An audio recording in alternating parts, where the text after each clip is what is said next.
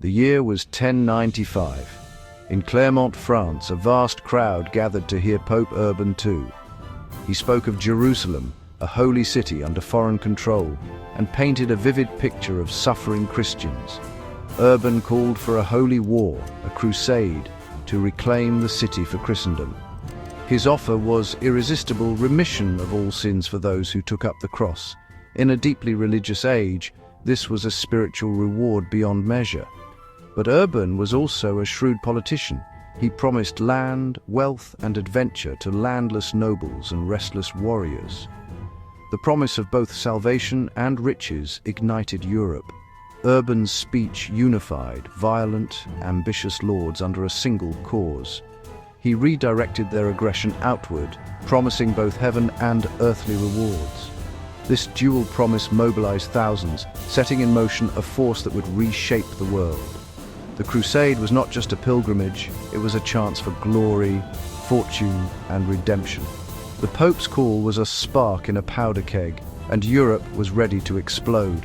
The crowd was electrified, and the idea of crusades spread like wildfire. Soon, thousands would take up the cross, driven by faith, greed, and the hope of a new life. The first crusade was born, and its impact would echo for centuries. The world was about to change forever. The age of the Crusades had begun.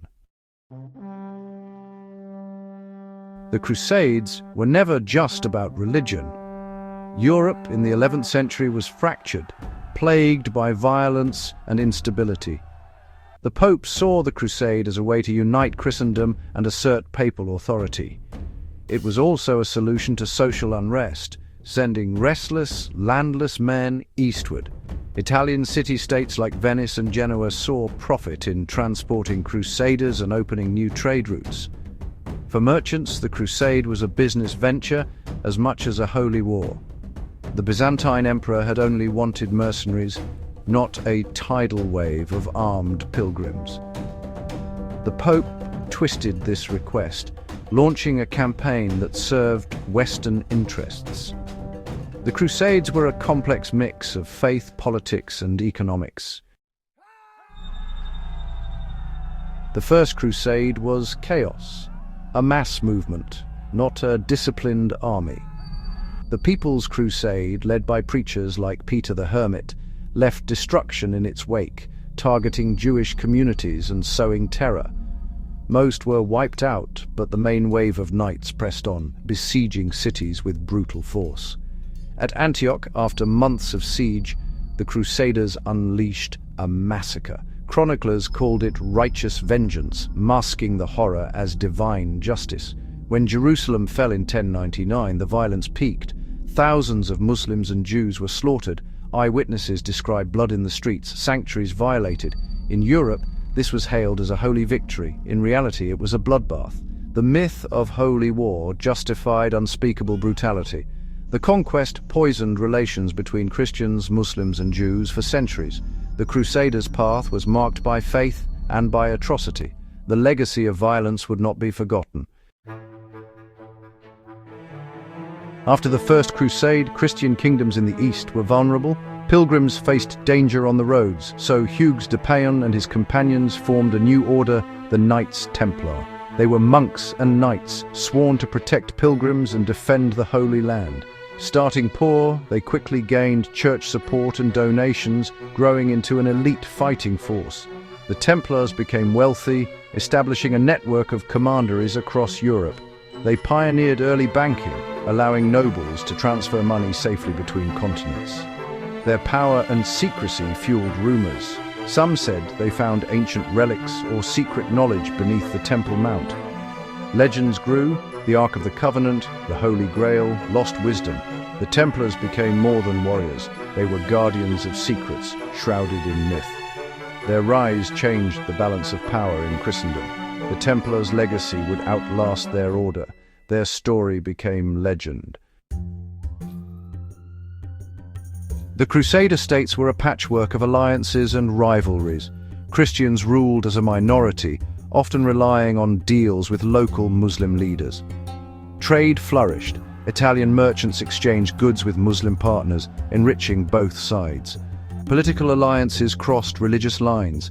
Enemies became allies against common foes. Even the Templars made treaties with Muslim groups, sometimes accepting tribute instead of waging war. Pragmatism often trumped piety in the Holy Land. The reality was far more complex than the myth of endless holy war. Commerce and survival shaped daily life. The lines between friend and foe were always shifting. By the 13th century, the Crusades were in crisis. Jerusalem was lost, and new campaigns faltered. Pope Innocent III called for the Fourth Crusade, but the plan unraveled in Venice. Unable to pay for ships, the Crusaders agreed to attack the Christian city of Zara for the Venetians. The Pope condemned the act, but worse was to come. A Byzantine prince promised riches if the Crusaders helped him seize Constantinople. Tempted by gold, the Crusaders turned on the greatest Christian city in the world. In 1204, they sacked Constantinople, looting, burning, and destroying priceless treasures. The Fourth Crusade never reached the Holy Land. Instead, it shattered the Byzantine Empire and deepened the rift between East and West. A holy war had become a war against fellow Christians.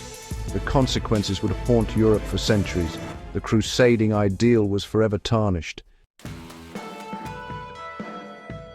The Templars' sudden fall in 1307 only deepened their mystique.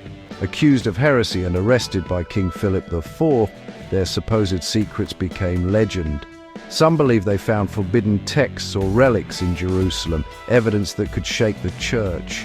Their treasure vanished, fueling endless speculation. Did they hide the Holy Grail, the Ark, or ancient wisdom? The Templars were rumored to be guardians of lost knowledge, connected to mystical traditions. The truth remains elusive, but the legends endure. The Templars became symbols of hidden power and mystery. The Crusades reshaped the world, spreading ideas, goods, and technologies between East and West. They sparked the Renaissance, fueled trade, and empowered the papacy. But they also left scars, deep animosity between Christians and Muslims, and a legacy of violence and intolerance. The rhetoric of holy war justified atrocities and set a precedent for future conflicts. The Fourth Crusade's sack of Constantinople split Christendom and weakened empires. The rise and fall of the Templars changed the power structure of Europe. The Crusades reveal how faith can be twisted by ambition and greed. Their shadow lingers, a cautionary tale of power, piety, and the human cost of holy war.